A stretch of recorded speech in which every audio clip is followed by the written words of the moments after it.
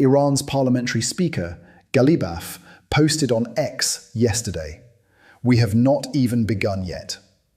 He posted that while American destroyers were trading fire with Iranian fast boats in the Strait of Hormuz. While the UAE was intercepting 12 ballistic missiles, 3 cruise missiles, and 4 drones in a single day.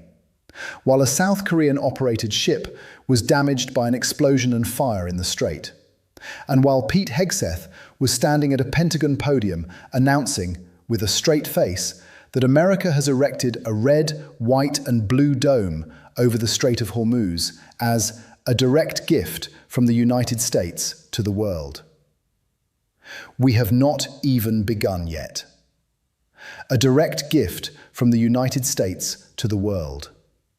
2 sentences, 2 completely different realities, 2 completely incompatible descriptions of the same stretch of water on the same day. Today, the Hormuz Files introduces 2 of the sharpest economic and military minds we have brought to this channel, Professor Richard Wolff and Professor Robert Pape. And what they are saying this week, independently from completely different disciplines, is the same thing. America is in deeper trouble than it is telling you.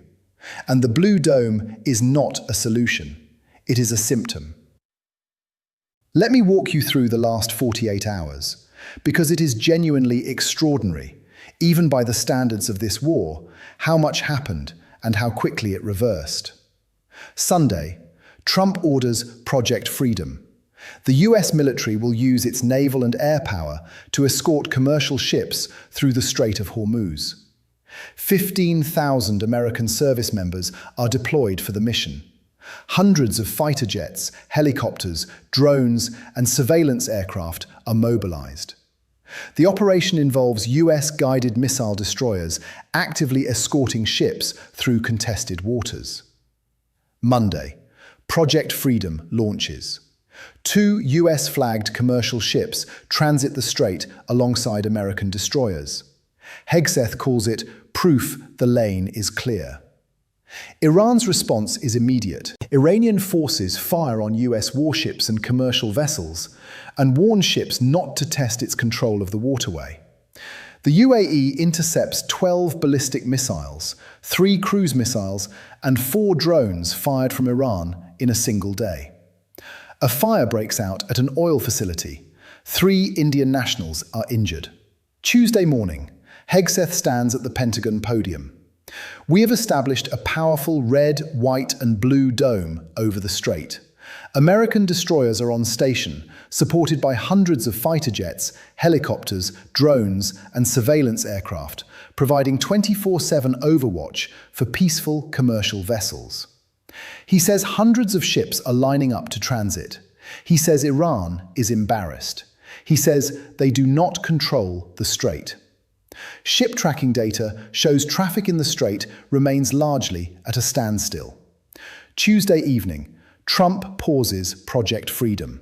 He posts on Truth Social that great progress has been made toward a complete and final agreement with representatives of Iran, and that Project Freedom will be paused for a short period to see whether an agreement can be finalized and signed. And Ghalibaf posts, "We have not even begun yet. In 48 hours, Project Freedom was launched, fought, claimed as a success, and paused pending a deal. All while 1,550 ships remain stranded in the strait, and 22,500 mariners are trapped in the Persian Gulf. That is the Blue Dome in practice. Now let me bring in Professor Robert Pape, University of Chicago political scientist, military strategist who has advised every US president since 2001. The man who has been running Iran war simulations for 20 years. He was on Breaking Points today, and what he said about the Blue Dome and about where this war is actually heading is some of the most important analysis anyone has produced throughout this entire conflict. Pape has been developing a framework he calls the escalation trap, and it is the most precise description of what we are watching in real time that I have encountered anywhere. The idea is simple and devastating. Every tactical success America achieves in this war creates pressure for more tactical success. And every new tactical success takes you one step closer to the one escalation that nobody in Washington wants to say out loud: ground troops. Pape has been explicit about this. He estimates there is a 75% chance that the US escalates to what he calls Stage 3, boots on the ground in Iran. Think about what that means. A ground war in Iran. Mountains that no army in history has successfully conquered. A population that just spent 66 days being bombed and emerged more unified than when the war started. A military that the DIA just told Congress still has thousands of missiles and drones despite everything. And now, Pape's assessment of the Blue Dome and Project Freedom is equally stark. He told Breaking Points today that the operation reveals something critical about where America's military capacity actually stands right now. The US is running low on what are called standoff precision-guided munitions, the long-range precision weapons that allow America to strike from a safe distance. Hegseth himself acknowledged this when he said the US would have to rely more on bombs that aircraft drop over the target, which requires getting much closer to Iranian air defenses. And here is why that matters beyond just this war.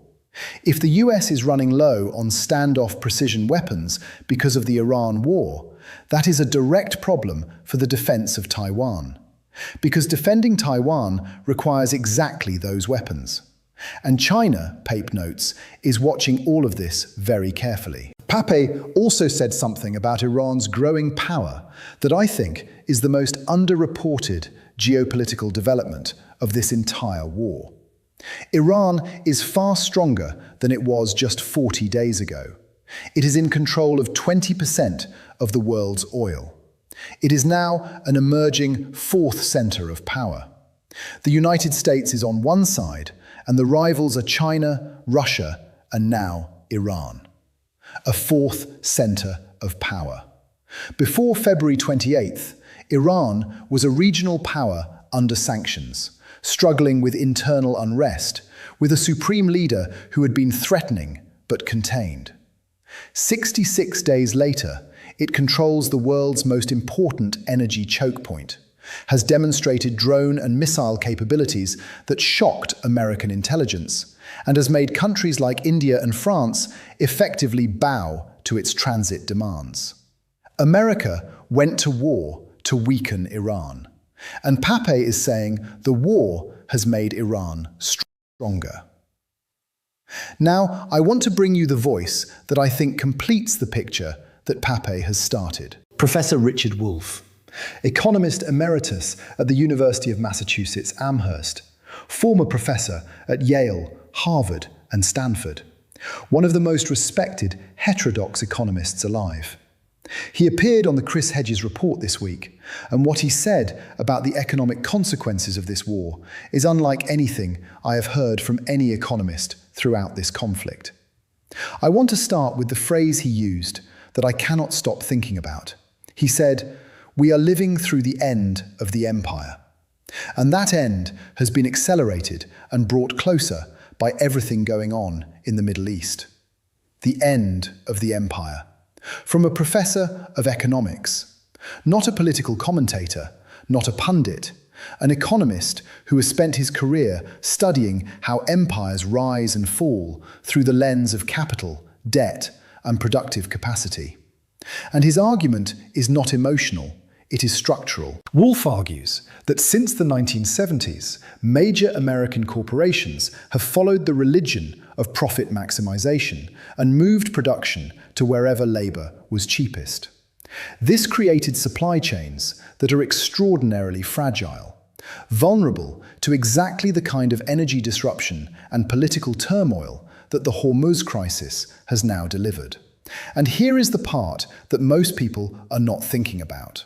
When you face a sudden spike in oil and gas prices, you do not just pay more temporarily. You make permanent adjustments. People switch to solar, Industries restructure. Supply chains permanently reroute. And those changes do not reverse when prices come down. In other words, every week the Strait stays closed is not just a week of higher oil prices. It is a week of permanent structural change in the global economy that disadvantages America and advantages its competitors, who have been building alternative energy infrastructure for years. Wolff then went somewhere even more uncomfortable.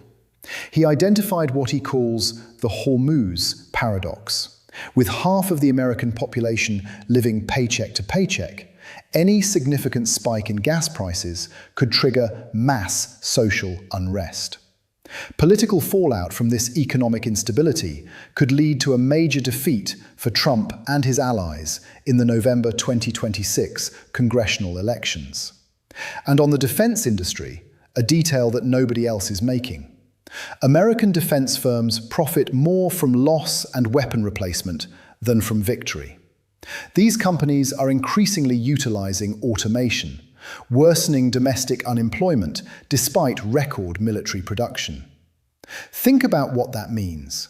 America is burning through its weapons at a rate that is enriching the defense industry, depleting its military readiness for future conflicts, and contributing to the unemployment of the very workers whose votes Trump needs in November. And Wolff's most sweeping verdict, delivered with the calm precision of a man who has studied economic history for 50 years, drawing parallels to the Greek, Egyptian, and Ottoman empires, Wolff concluded that the US is in a stage of inevitable decay, with a debt surpassing $39 trillion, a declining credit rating, and a consensus among top economists that current levels of social inequality and political dysfunction are unsustainable. The end of the empire, accelerated and brought closer by everything going on in the Middle East. Now let me connect everything to the breaking news. Because the Blue Dome and Project Freedom, when you apply Pape's escalation trap framework and Wolff's imperial decline framework simultaneously, tell a very specific story. Rubio announced this week that Operation Epic Fury, the actual war, is over. The US has notified Congress. What is happening now in the Strait is a separate defensive operation. Let me be precise about what that means. America went to war with Iran with three stated objectives: destroy Iran's nuclear program, destroy its navy, and achieve regime change. None of those objectives have been achieved, and now Rubio is declaring the operation over. Iran's nuclear program is intact. Its navy, diminished but not destroyed, is still firing on ships in the Strait today. And its government, fractured, leaderless, confused, is still standing and still controlling the most important waterway on Earth. And the Blue Dome, Project Freedom, the thing Hegseth called a gift to the world, was launched on Monday, fired on by Iran on Monday, claimed as a success on Tuesday morning, and paused pending a deal on Tuesday evening, in 48 hours. While 1,550 ships remain stranded, while Galibaf says they haven't even begun. Professor Pape warned of the escalation trap.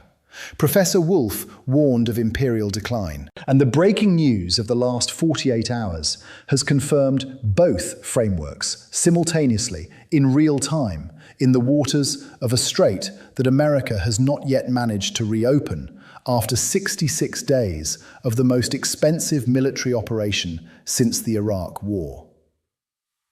Here is where I land today, May 6th, 2026, day 66 of this war. Operation Epic Fury, the actual war, has been declared over by Rubio. America's stated objectives were not achieved.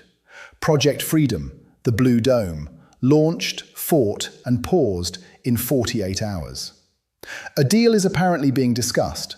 Trump paused the operation pending finalization. And Galibaf says Iran hasn't even begun yet. Professor Pape says the escalation trap is closing, 75% chance of ground troops if diplomacy fails. Professor Wolff says we are watching the end of an empire, accelerated by everything happening in this strait. And what I keep coming back to, What I think is the most important question of this entire war is the one that Wolff poses from an economic perspective and Pape poses from a military one. At what point does the cost of maintaining this position, the blockade, the Blue Dome, the $25 billion spent, the weapons depleted, the economy damaged, the 22,500 sailors stranded, the global supply chains permanently restructuring, exceed the cost of the deal that was available and rejected? Because that deal, Iran opens the strait, war ends, nuclear talks later, is probably still on the table. It was available last week. It was rejected. And every day it is not taken, the costs compound. For America, for Iran, for the 22,500 sailors in that strait, for the textile workers in Bangladesh whose mills shut down, for the Indian households paying double for cooking gas, for every family in every country that is one broken supply chain away from food they cannot afford.